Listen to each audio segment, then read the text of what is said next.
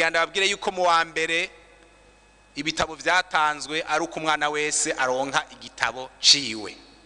Mu wa kabiri niko vyabaye nuko nyene dufise umugambi Padesco waguze ibitabo kugira ngo umwana wese abafise igitabo ciwe. Nubu nyene hari ibitabo tugira dutange mu mwaka wa gatatu, umwana wese azoba afise igitabo ciwe, yaba uwo mu mashure ya leta canke mu mashure y'abigenga, kuko bose bariko bararerera Uburundi.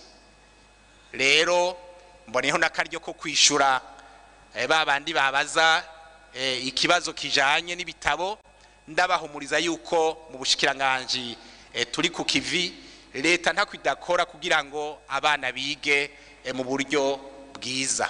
Ku kibazo kijanye no gukoresha ibiti kugira ngo ikibazo nk'ici ntebe canke c'ububati mu mashure gitorerwa umuti, ariko rero eho vyokogwa hakurikijwe amategeko, uko nubwo bidakorerwa mu Bushikiranganji turongoye, hariho amategeko abwiza gukurikizwa kugira ngo ivyo bitara bicibwe, kugira ngo dukingire ibidukikije.